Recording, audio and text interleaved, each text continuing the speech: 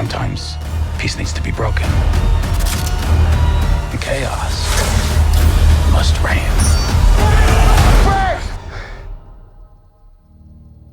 Mind putting the hatchet down?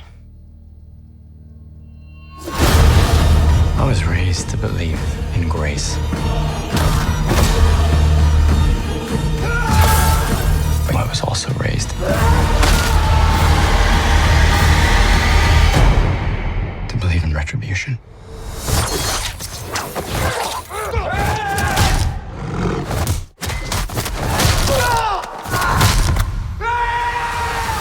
First, welcome back. I'm really glad to see this series back. I've been a big fan of you from Private Pile and Adventures in Babysitting and all that stuff, and it's always been good to see you on the screen. How excited were you just to step back in to these roles and bring Daredevil back to fans that was waiting for it? It's pretty exciting. Yeah, we love these parts. We've been waiting for a long time to play them again. Yeah. We happen to have this incredible company that's behind us and trusts us and was willing to, try again with us after the Netflix thing. And, we couldn't be more happy. It's quite a thing. It's the first time I've ever been in a situation like this before, where I've had so much support from a studio or the bosses, the team that makes the show, the actual people, crew, and this guy here who I just love. He's an awesome dude and a great actor and got a tough job to do, and he does it so good. It's great. I know that you've been a bouncer and a bodyguard before. Do you ever dig back into that when you're bringing out some of the tough guy that you have to portray into Wilson Fisk? Is that anything that you pull from Yeah, I don't claim to be a tough guy at all.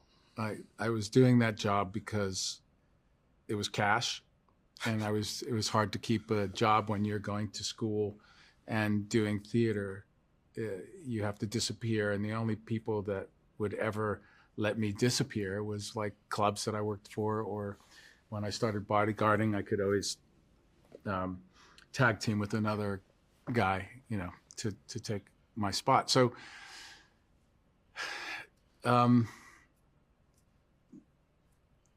I will say though that I was introduced to a lot of violence, some pretty rough situations, and I think there is a kind of PTSD that comes from that, without sounding too over exaggerated. But I did see some violent stuff, so it's not.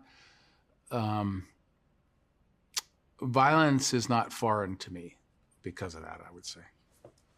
Charlie, you've been playing a character that's vision impaired for I guess over a decade now. What do you think in real life now that you could do better without vision? Where do you think your senses would increase? If you had to walk around without sight? Oh God, no, I don't know. I wouldn't. That's a tough road, and I'm really humbled by the people that I've met from the blind community who have experienced any form of vision loss. So I'm honored to play this character, and obviously I'm dealing with a slightly different situation insofar as that he's a superhero in Daredevil history.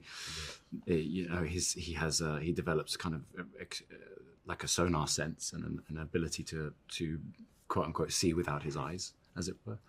My job, I'm an actor, and I don't claim to really know what that experience is going to be like. I would hate to insinuate that, but what's really cool is I have met a number of people who've been suffered from some form of physical disability or some adversity in their lives, and have found strength from this character or from this show, and it's meant a lot to them, and I'm humbled by that as well. I know that we've just seen the success of Captain America: Brave New World, which came from Falcon and the Winter Soldier on the Disney Plus series. Is there any hope? I know you played in Spider-Man Way Home. But is there any hope to see Wilson Fisk and Matt Murdock in this on the big screen in a standalone? Do you guys? I mean, there's hope. Yes, but we don't know, like, if that's actually going to work out. Like, it's we're going to be the last ones to find out if it is something like that. So, I mean, I think we both hope that we can get involved in all kinds of things when it comes to these characters because we like playing them so much, you know.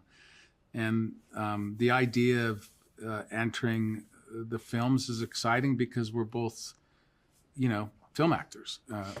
As well as theater actors or whatever you want to call us, but we enjoy making films, so that would be awesome. Yeah, but there's no news, you know? And if there is, we don't know it. Yeah. And New York City is a big character in this, and I mean, we have you and Iron Man holding down Manhattan, and you got Luke Cage in Harlem, and you have Steve Rogers in Brooklyn. Is there ever going to be a superhero for Staten Island, or are we just? I know, right? Is there one? Is there one? Maybe, isn't well? He's not a superhero. No, Michael. No, I was going to say Michael Gandolfini's character is from Staten Island. Yeah, well, who knows? You never know what's going to happen with his character. We'll see. We'll see. Marvel's amazing. You guys are amazing. Thanks, man. I appreciate you. Have a great day.